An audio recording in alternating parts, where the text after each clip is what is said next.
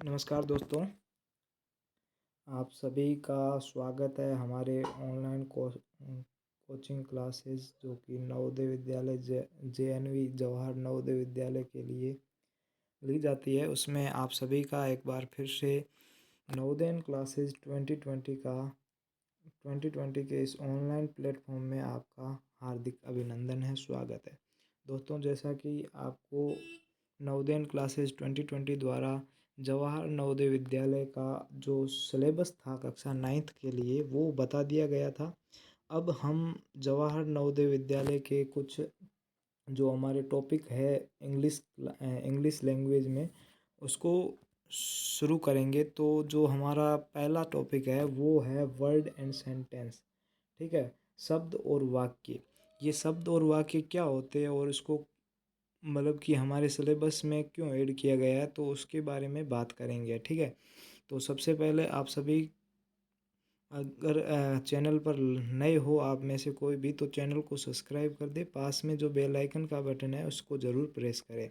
अब चलो शुरू करते हैं नवोदय क्लासेस 2020 में इस जो हमारा पहला टॉपिक है जवाहर नवोदय विद्यालय कक्षा 9th के लिए, तो उसको शुरू करते हैं। पहले टॉपिक का नाम मैंने अभी बताया कि वर्ड एंड सेंटेंस। अब देखो, वर्ड एंड सेंटेंस क्या होता है। वर्ड मतलब शब्द, क्या होता है, शब्द। वर्ड का मतलब होता है शब्द और सेंटेंस का मतलब होता है वाक्य। क्या होता है, वाक्य। ठीक है, वाक्य। अब यहाँ पर देखो, सबसे पहले अगर मैं बताऊँ तो कोई भी लैंग्वेज होती है उसको सीखने के लिए हमें उसकी सबसे छोटी से छोटी यूनिट को जानना पड़ता है। ठीक है, तो जैसा कि मैं आपको यहाँ पर बता दूँ कि यहाँ पर लिखा हुआ है कि a word is the smallest unit of the grammar. ठीक है, जो भी किसी भी लैंग्वेज की ग्रामर होती है, शब्दकोश होता है, जो उसकी व्याकरण होती है, उसमें जो सबसे छोटी से छोटी यूनिट है वो कौन सी है, उसका वर्ड है। ठीक है, उसका शब्द है। शब्द को सीखना बहुत ही ज़रूरी है, उससे शब्दकोश तैयार होता है, उससे हमें उस लैंग्वेज के बारे में पता चलता है। पूरा का पूरा आपको बताऊंगा क्या होता है क्या नहीं होता है। तो इंग्लिश लैंग्वेज, ठीक है, तो इंग्लिश लैंग्वेज में अगर मैं आपको बताऊं तो इंग्लिश लैंग्वेज में हमारी एक अल्फ़ाबेट होती है जिसमें ए से ले इंग्लिश लैंग्वेज में एक अल्फ़ाबेट होती है जिसमें से हमारे टोटल 26 लेटर होते हैं। ठीक है, कितने लेटर होते हैं, 26 लेटर होते हैं। कौन कौन से, आप सभी को पता है कि ABCDEFGHIJKLMNOPQRSTUVWXYZ, ये हमारे टोटल 26 लेटर्स होते हैं। ठीक है, 26 जो वर्ण होते हैं, लेटर होते हैं। और इन वर्णों में जो स्पेशल मैं आपको चीज़ बताऊं तो इसमें से जो वोवल बोलते हैं हम, जिसको वोवल, ठीक है, वोवल बोलते हैं, यानी कि स्वर। ठीक है, वोवल है वो होते हैं 5 वोवल होते हैं। ठीक है, कौन कौन से होते हैं, A E I O U, ये टोटल हमारे 5 होते हैं, वोवल होते हैं। अब ये वोवल और कॉन्सोनेंट क्या होते हैं, जो बाकी वाले 21 बच गए हैं, टोटल 26 होते हैं जिसमें 5 वोवल होते हैं, और बाकी वाले जो 21 बच गए हैं, 21 बच गए हैं, वो हमारे कॉन्सोनेंट होते हैं। अब ये वोवल एंड कॉन्सोनेंट क्या होते हैं उसको भी सीख लेते हैं।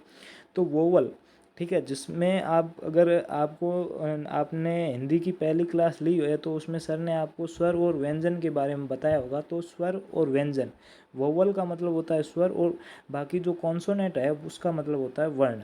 ठीक है, और वोवल और कॉन्सोनेंट क्या होते हैं उसके बारे में मैं अभी आपको बताऊंगा। कि वोवल जो अपने मतलब कि स्तर पर उच्चारित हो, यानी कि उसके उच्चारण में किसी और व्यंजन या स्वर की आवश्यकता ना पड़े, वो होता है वोवल। जैसे कि ए आ ई, मतलब कि इसमें ये हिंदी के आ जाते हैं ए आई ई, ठीक है, और इंग्लिश में हमारा क्या होता है, AEIOU।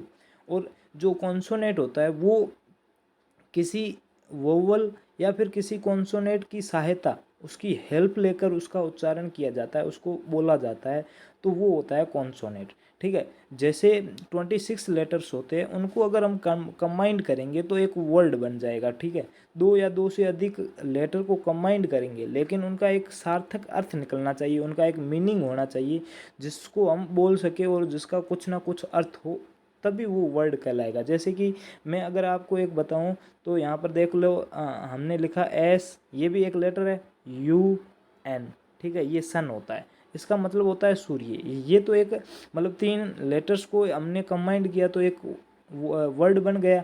लेकिन अगर हम इसको ऐसे लिखते कि US, ठीक है, या UN, इसको उल्टा पुल्टा लिखते तो इसका कोई अर्थ नहीं निकलता है, ठीक है। तो ये एक वर्ड नहीं होगा। तो आपको क्या करना है, जो भी लेटर्स होते हैं, 2 या 2 से अधिक लेटर्स को हम जब एक साथ जोड़ेंगे, कंबाइन करेंगे, तो वो एक वर्ड का निर्माण करेंगे। लेकिन उन जो लेटर्स है, जो वर्ण है, उनसे एक सार्थक अर्थ निकलना चाहिए, एक मीनिंग निकलना चाहिए, जिसको हम बोल भी सके और जिसका कुछ ना कुछ अर्थ हो, तभी वो वर्ड कहलाएगा। चलो अब इस सीरीज में आगे बढ़ते हैं और हम इस को शुरू करते हैं कि क्या क्या हमें पढ़ना है और क्या क्या नहीं पढ़ना है, ठीक है। तो यहाँ पर सबसे पहले वर्ड है a refer to speech sound a mix two और मोर स्पीच साउंड, यानी कि 2 और 2 से अधिक साउंड होने चाहिए। मिक्सर होना चाहिए, दोनों 2 और 2 साउंड का मिक्सर होना चाहिए, ठीक है। स्पीच यानी साउंड, हम कोई भी लेटर्स बोलते हैं तो उसकी साउंड निकलती है। तो 2 या 2 से अधिक साउंड जब कंबाइंड हो जाते हैं, मिक्सर होता है, तो वो क्या होता है, वर्ड बनता है, ठीक है। In the both written and verbal form of language, ठीक है, जिसका हम मतलब लिख भी सके और बोल भी सके उस, ठीक है। अब देखो यहाँ पर आगे क्या, the a word work as symbol and represent refer to something और someone in language to the communicate and specific meaning, ठीक है। एक कोई भी वर्ड होता है जो एक सिंबल होता है, ठीक है, एक संकेत होता है, जिसमें हम कोई भी लैंग्वेज है ना, उसका कम्युनिकेशन कर सकते हैं, संप्रेषण कर सकते हैं, जिसको हम संप्रेषण का मतलब अगर कम्युनिकेट का मतलब बताऊँ तो आप अपने जो अंदर आप कुछ बोलना चाहते हो वो दूसरे तक पहुंचाते हो। आपने कुछ कहा कि मैं जा रहा हूँ, वो दूसरे तक पहुंचाया, तो ये एक आपका आप दोनों के बीच में संप्रेषण हो गया, आप दोनों की बातचीत हुई, ये आपका संप्रेषण हो गया, ये कम्युनिकेशन हो गया, ठीक है। तो ये कम्युनिकेशन होता है, और जिस वर्ड का कोई स्पेसिफिक मीनिंग निकलता हो तो वो वर्ड कहलाएगा। जैसे एग्जाम्पल के लिए आपको यहाँ पर लव, क्रिकेट, स्काई ये दिया हुआ है। लव का मतलब प्रेम होता है, क्रिकेट एक खेल है, क्रिकेट का मतलब खेल क्रिकेट होता है, स्काई का मतलब आसमान होता है, ठीक है। तो ये मतलब कि जिनका इनका अर्थ निकल रहा है, ठीक है। अगर ये उल्टा पुल्टा होता है EVOL, तो इसका कोई मतलब नहीं निकलता, तो ये एक वर्ड नहीं कहलाता, ठीक है। अगर आगे पढ़ें तो a word is a smallest unit of grammar can be stand along complete utterance spirited by the space written language and potential by pauses in speech। किसी भी स्पीच या किसी भी लैंग्वेज को सीखने के लिए हमें उसकी ग्रामर को सीखना पड़ता है, ठीक है। किसी भी लैंग्वेज को सीखने के लिए हमें क्या करना पड़ता है, उसकी ग्रामर को सीखना पड़ता है। और ग्रामर का जो सबसे छोटा पार्ट होता है, सबसे जो स्मॉलेस्ट यूनिट होती है, वो होती है वर्ड। यानी कि अगर किसी भी ग्रामर को सीखना है तो उसका सबसे छोटा जो यूनिट है, यानी कि जो जिससे हम शुरुआत कर सकते हैं उस लैंग्वेज को सीखने में, तो उसको सबसे पहले उसके लैंग्वेज के जो वर्ड होते हैं, जो शब्द होते हैं, उसको हमें सीखना पड़ता है, ठीक है। तो मेरे हिसाब से अब ये वर्ड का जो भी मामला था ये आपको समझ में आ गया होगा। आगे देखते हैं, ये यहाँ तक हमारा जो वर्ड है वो हमारा ख़त्म होता है। शब्द है वो हमने यहाँ तक पढ़ लिया। शब्द में आपको मैंने बता दिया 2 या 2 से अधिक जो लेटर्स होते हैं उनका मिक्सअप होता है, जिनसे कोई सार्थक अर्थ निकले, मीनिंगफुल मीनिंग निकलना चाहिए, ठीक है। तो जिससे हम बोल भी सके और समझ भी सके, ठीक है। तो वो होता है, उसका वर्ड होता है, शब्द कहलाता है।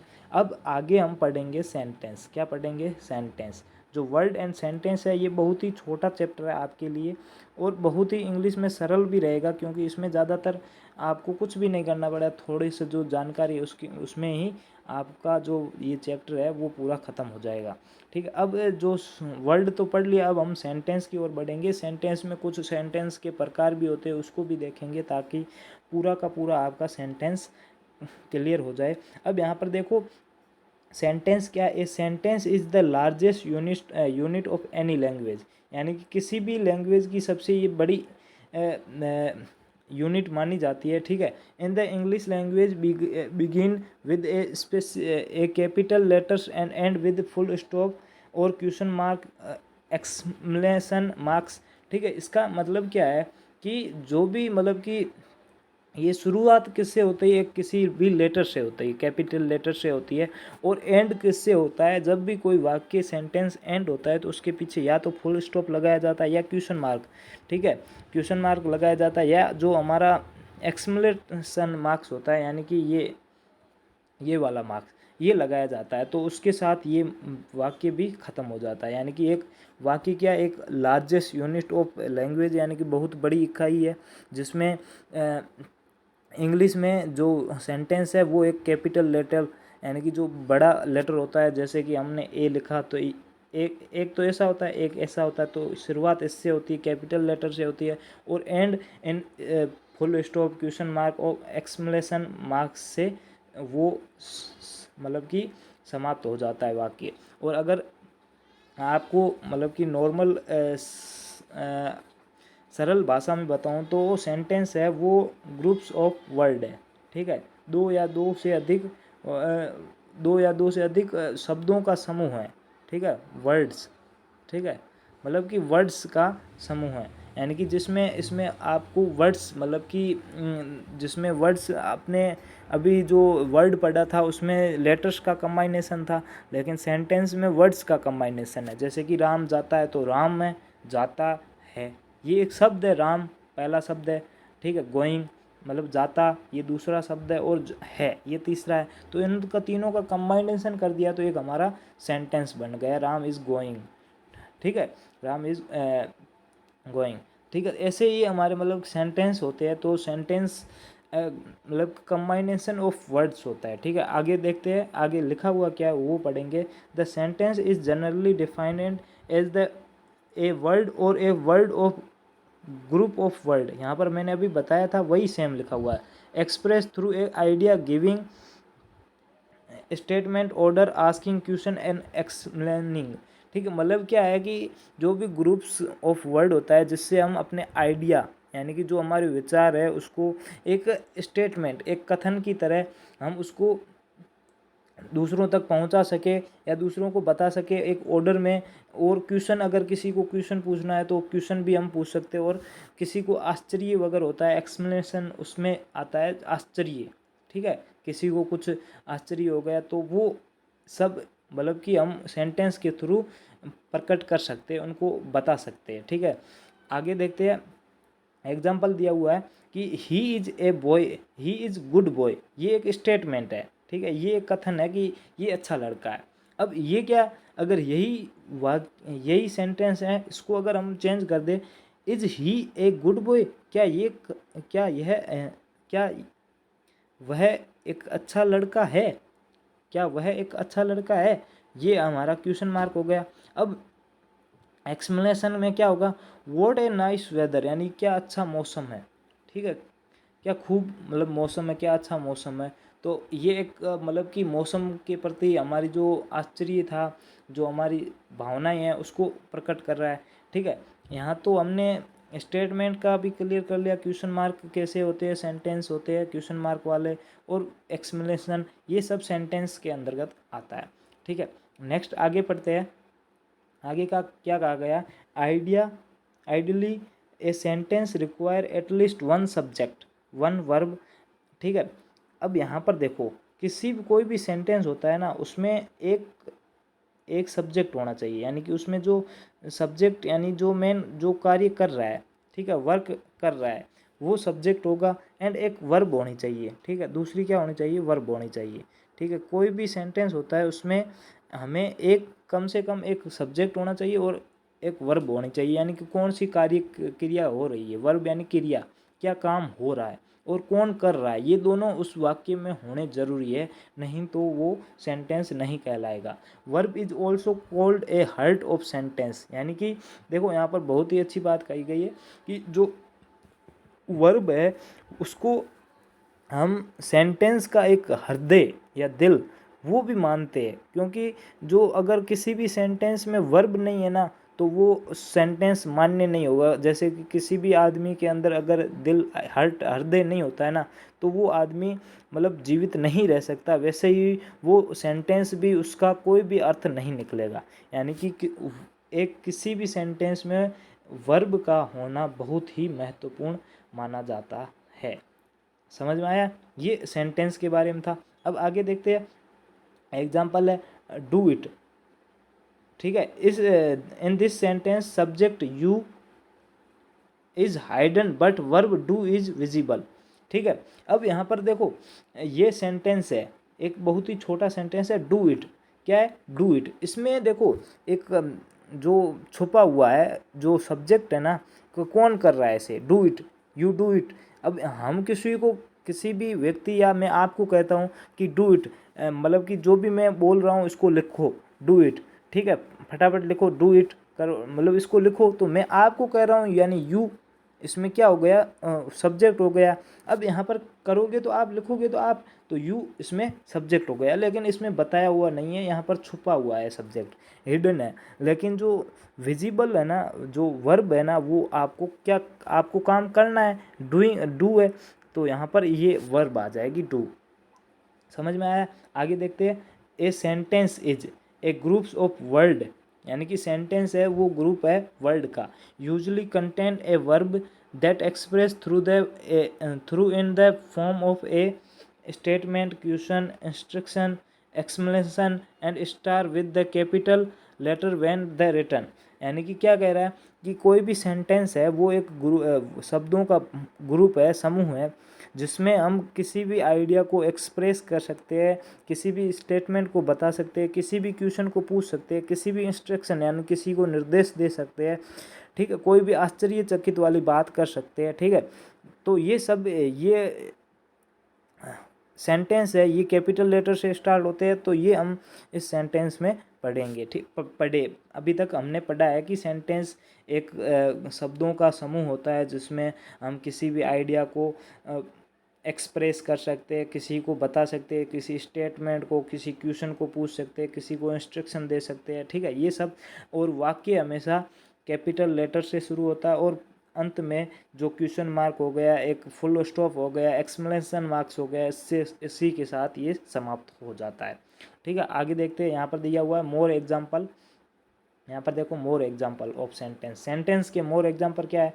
तो इन द वर्ड, यहाँ पर देखिएगा,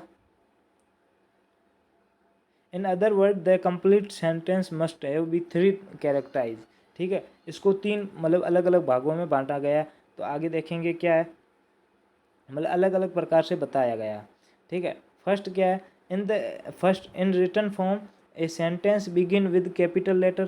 ठीक है, capital letter and with periods, full stop हो सकता है। ठीक है, इंट्रोगेटिव यानी कि अभी क्वेश्चन मार्क बताया था वो हो सकता है, क्वेश्चन मार्क देखो ऐसा हुआ था, question mark, and note of explanation, यानी कि एक्सप्लेनेशन मार्क्स ऐसा होता है, और फुल स्टॉप ऐसा सीधा बिंदु होता है। ठीक है, फुल स्टॉप, ये फुल स्टॉप है, यहाँ पर ये फुल स्टॉप है बीच वाला। ठीक है, एक्सप्लेनेशन मार्क। ठीक है, ये मतलब कि सेंटेंस किसे कहते हैं, इसको अलग अलग 3 प्रकारों में बताया गया है। तो सेंटेंस पहला तो क्या है कि सेंटेंस वो रिटन फॉर्म में होना चाहिए, और सेंटेंस स्टार्ट कैपिटल लेटर से होता है, और एंड किससे होता है? फुल स्टॉप हो गया, इंट्रोगेटिव यानी क्वेश्चन मार्क हो गया, और जो एक्सप्लेनेशन मार्क्स होता है, जो मैंने अभी आपको बताया था, उसके साथ। सेकेंड क्या कह रहा है? सेकंड यहाँ पर देखो, सेकंड क्या है? It must express complete thought और थॉट नॉट फ्रैगमेंट।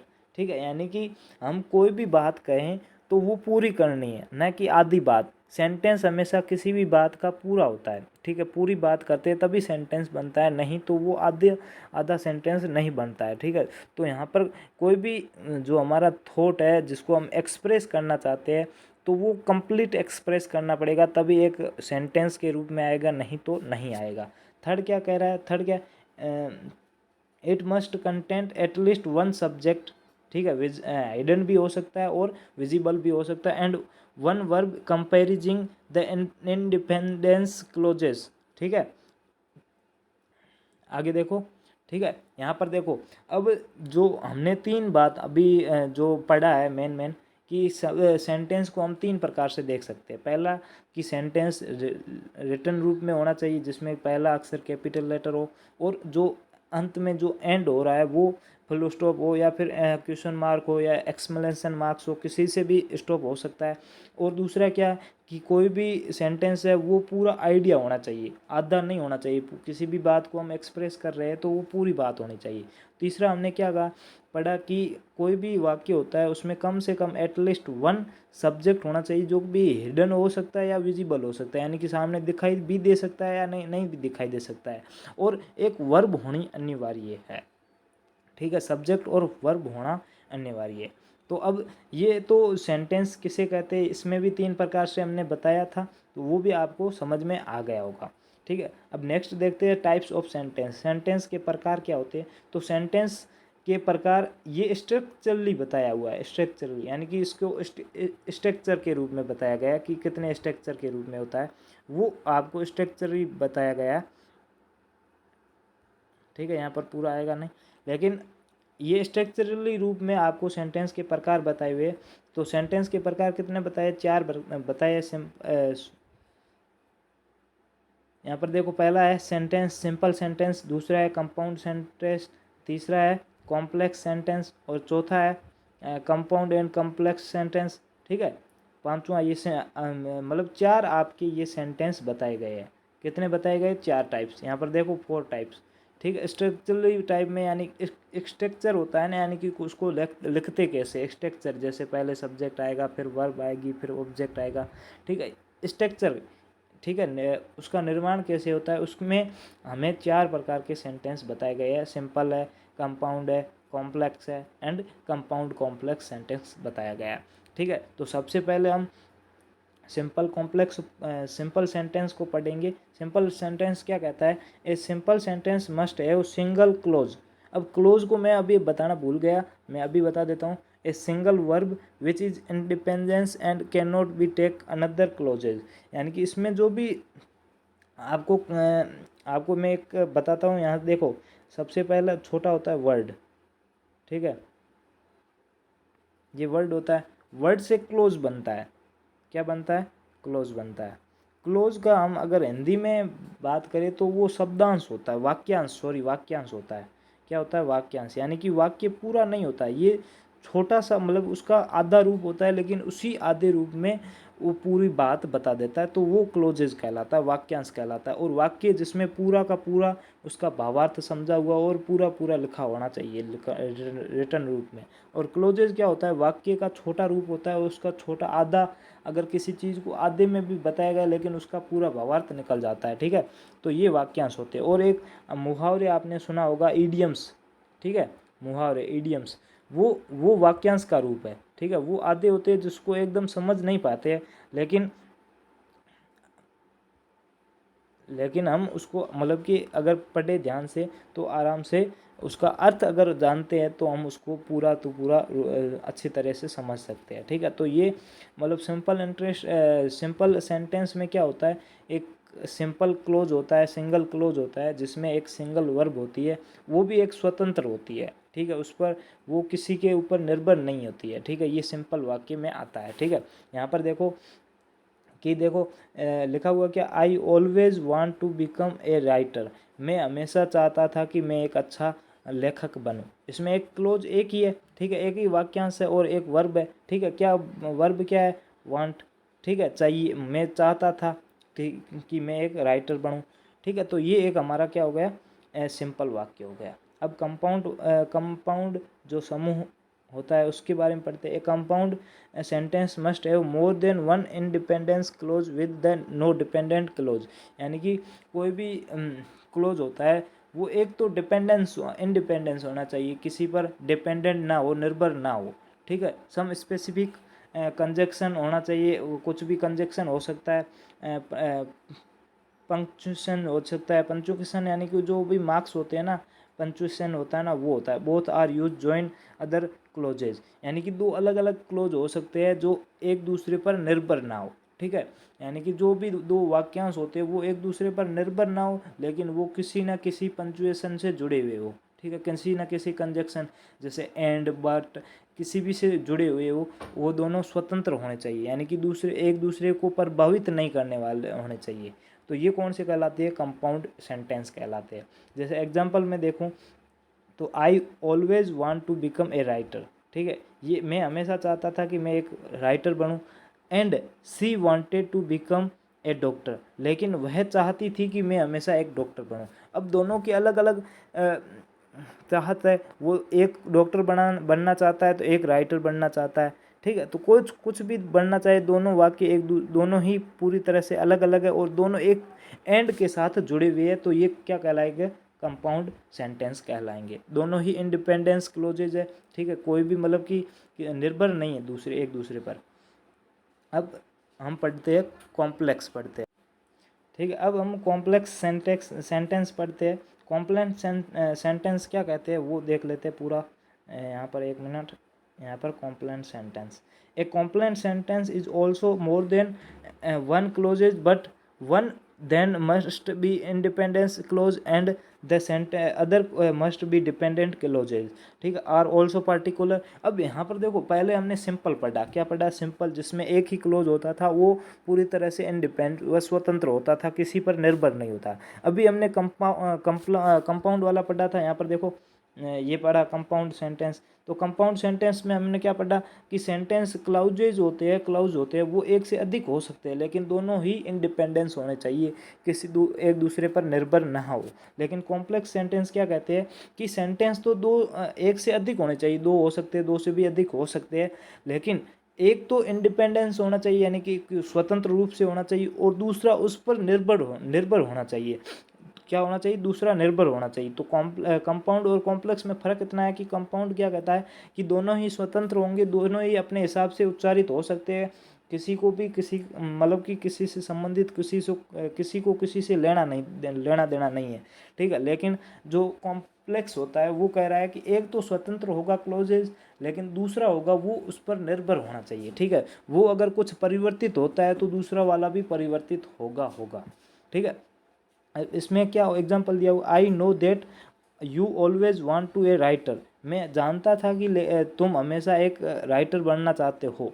ये एक डिपेंडेंट है, ठीक है। आगे अब यहाँ पर देखो, क्या हमने पहले पढ़ा था कि you I always want to be एक I always want to be writer, ठीक है, मैं चाहता था कि मैं हमेशा राइटर बना रहा हूँ, राइटर बनना चाहता था। ये तो सिंपल में आ गया। अब सिंपल अगर हमने कंपाउंड वाले ऊपर में आप देखें तो मैं राइटर बनना चाहता था, लेकिन वह एक डॉक्टर बनना चाहती थी। लेकिन अब क्या करा, मैं जानता था आई know that you always wanted A writer, मैं जानता था, ये डिपेंड कर दिया, मैं जानता था, ये स्वतंत्र है, मैं जानता था कि तुम हमेशा एक राइटर बनना चाहती थी, ये डिपेंडेंस हो गया दूसरे के ऊपर, ठीक है। Followed by a conquered and independence, ठीक है, इंडिपेंडेंस पर ये डिपेंड हो गया कि मैं जानता था। अगर मैं नहीं जानता था तो ये मतलब कि सिंपल बन जाता, लेकिन यहाँ पर एक और वाक्य जोड़ दिया, मैं जानता था कि तुम हमेशा एक राइटर बनना चाहती थी, ठीक है। The other way is around is also possible, कि मैं यह भी जान सकता हूँ कि मैं जानता था कि तुम एक पुलिस बनना चाहती थी या पुलिस बनना चाहते थे, तो मतलब कुछ भी हो सकता है। यहाँ पर मैं जानता था, ये वर्ड दूसरे मतलब कि दूसरे क्लोजेज जो always want to be a writer, इसको डिपेंडेंट बना दिया, किसके ऊपर, आई नो दैट के ऊपर, ठीक है। तो ये मोर कॉम्प्लेक्स सेंटेंस के कुछ एग्जांपल है, उसको भी देख लेते हैं। क्या कह रहा है कि कंपाउंड कॉम्प्लेक्स सेंटेंस, ये दोनों अभी हमने जो पढ़ा था दोनों को अलग अलग पढ़ा, अब दोनों को एक साथ पढ़ेंगे। क्या पढ़ेंगे, दोनों को एक साथ पढ़ेंगे। कंपाउंड कॉम्प्लेक्स सेंटेंस क्या कहते हैं कि is a mixture of feature of compound and complex, यानी कि कॉम्प्लेक्स और कंपाउंड के जितने भी फीचर्स है, जितने कोई भी अगर चीज़ होती है उसमें मोबाइल्स होते हैं, उसमें भी अलग अलग फीचर होते हैं। जैसे हम ओप्पो और वीवो मान लेते हैं तो वीवो के अलग अलग फीचर्स होते हैं, ओप्पो के अलग अलग। अब जैसे ओप्पो और वीवो मिक्स हो गए, ठीक है, दोनों की कंपनी एक हो गई, तो दोनों के फीचर्स है ना, उन दोनों को अच्छे फीचर्स को लेंगे और बाकी उन दोनों फीचर्स अच्छे फीचर्स को लेकर और भी अच्छा जो मटेरियल है उसको बनाने की कोशिश करेंगे। तो वैसे ही यहाँ पर कंपाउंड कॉम्प्लेक्स सेंटेंस में दोनों के फीचर्स जितने भी थे, कंपाउंड के थे, कॉम्प्लेक्स थे, दोनों को मिक्स कर दिया। So it is content a list of 2 independence clauses and at least 1 on dependence clauses. यानी क्या कह रहा है कि कंपाउंड कॉम्प्लेक्स में क्या कह रहा है कि कोई मतलब कि इसमें क्या होना चाहिए कि कुछ भी दो वाक्य है वो स्वतंत्र हो सकते हैं, लेकिन एक एटलीस्ट एक ऐसा होना चाहिए जो उन पर निर्भर हो। क्या हो? निर्भर हो। तो अब क्या कह रहा है, I know that you always want to be एक बिकम राइटर। अब देखो यहाँ पर देखो यहाँ तक क्या है, कॉम्प्लेक्स वाक्य है, क्योंकि यहाँ पर आई नो दैट यानी कि मैं जानता था, इस पर किसको निर्भर बना दिया कि ये तुम तो हमेशा एक राइटर बनना चाहती थी, ये इस पर निर्भर है। लेकिन यहाँ पर देखो दूसरा वाक्य है but I I always want to be a doctor, मैं हमेशा एक डॉक्टर बनना चाहती थी, ये किसी पर भी निर्भर नहीं है। तो यहाँ पर दो तो ये एक ये वाला हो गया और यहाँ से यहाँ तक एक दो मतलब कि कंपाउंड हो गए, लेकिन एक यहाँ पर निर्भर हो गया ये वाला वाक्य, तो ये इस पर निर्भर होना हो गया। यानी कि क्या कह रहा है, सिंपल वाक्य में हम कोई भी क्लोजेज होता था वो मतलब पूरी तरह से स्वतंत्र था। ठीक है, सिंपल में स्वतंत्र था, एक ही था, स्वतंत्र था। सॉरी यहाँ पर सिंपल लिखना था। यहाँ पर देखो सिंपल में क्या था, मतलब कि सेंटेंस होता था, क्लोजेज होता था, जो वाक्यांश होता था वो पूरी तरह स्वतंत्र होता था। कंपाउंड में क्या हो गया कि दो अलग अलग क्लोजेज हो सकते हैं, वाक्यांश हो सकते हैं, लेकिन दोनों ही अलग अलग अपने खुद मतलब किसी पर निर्भर ना हो, डिपेंडेंस ना हो, दोनों ही स्वतंत्र रूप से काम कर सकते थे। लेकिन जो कॉम्प्लेक्स था उसमें क्या था कि एक तो स्वतंत्र होगा क्लोज और एक उस पर निर्भर होगा। और कंपाउंड कॉम्प्लेक्स में क्या हो गया कि दो तो इंडिपेंडेंस हो सकते हैं, ठीक है, लेकिन कम से कम एक तो उस दोनों पर दोनों में से किसी पर एक पर निर्भर होना चाहिए। ठीक है, एक वाक्य निर्भर होना चाहिए। ठीक है, ये तो हमारे स्ट्रक्चर के आधार पर हमने देख लिए थे। स्ट्रक्चर के आधार पर हमने 4 प्रकार पढ़े, simple, complex, simple, compound, complex और कंपाउंड कॉम्प्लेक्स, ये 4 प्रकार पढ़ लिए। मेरे हिसाब से इसमें कोई भी दिक्कत आपको नहीं होगी। अब हम फंक्शन के आधार पर पढ़ेंगे। ठीक है, फंक्शन के आधार पर ये कितने प्रकार के होते हैं, फंक्शन के आधार पर भी ये 4 प्रकार के होते हैं। कौन कौन से होते हैं? ठीक है, declarative sentence, imperative sentence, interrogative sentence और एक्सक्लेमेटरी सेंटेंस। अब डिस्क्लेरेटिव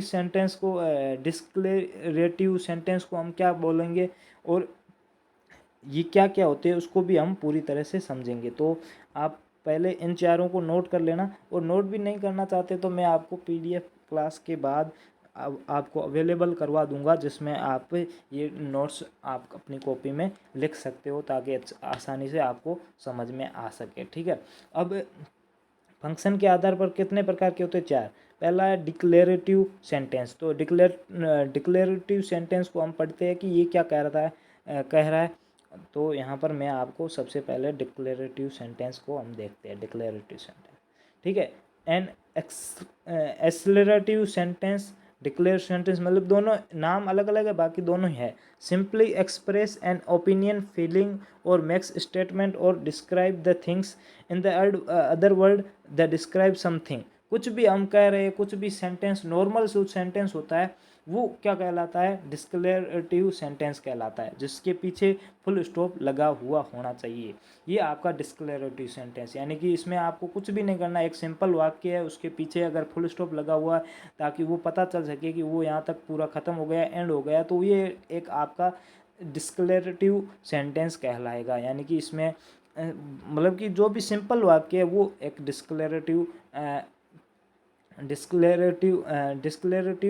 सेंटेंस हो जाएगा। ठीक है, अब इसके एग्जांपल देखें आपके सामने। तो यहाँ पर देखो, I want to be a good cricketer. यानी कि मतलब कि आप जो भी यहाँ पर आपकी फीलिंग हो सकती है, आपका जो भी एक्सप्रेशन, ठीक है, आपकी फीलिंग हो सकती है, एक मिनट, ठीक है, आपकी कुछ भी फीलिंग हो सकती है, आपका ओपिनियन हो सकता है, कोई भी स्टेटमेंट जिसको आप कहना चाहते हो, कोई भी कथन हो सकता है जिसको डिस्क्राइब करना है।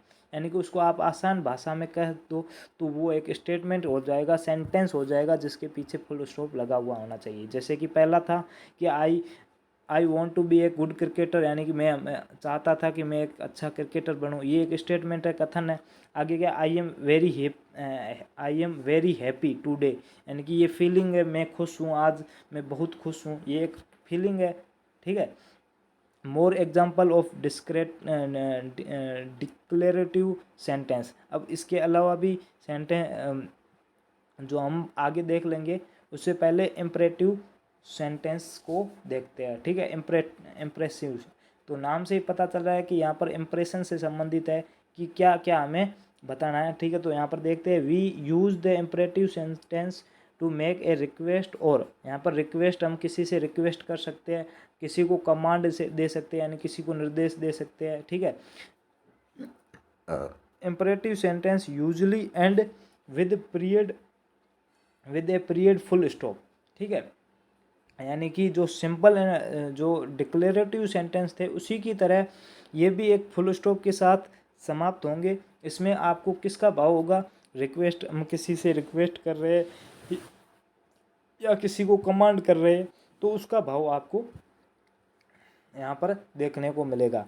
लेकिन देखो यहाँ पर जो सिंपल में वो फुल स्टॉप में होगा, लेकिन बट अंडर द सर्टेन कस्टमेशन, यानी किसी परिस्थिति में वो एक एक्सप्लेनेशन के रूप में भी समाप्त हो सकता है, यानी कि इस मार्क्स के बीच में भी समाप्त हो सकता है। ठीक है।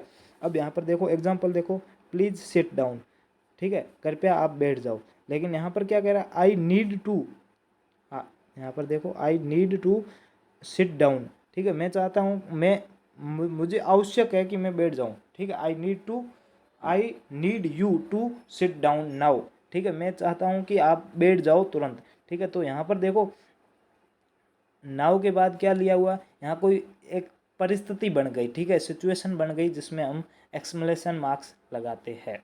तो यह आपको समझ में आ गया। अगला देखेंगे इंट्रोगेटिव सेंटेंस। यहाँ पर देख लो, इंट्रोगेटिव, इसमें प्रश्न पूछे जाते हैं। ठीक है, इंट्रोगेटिव सेंटेंस में।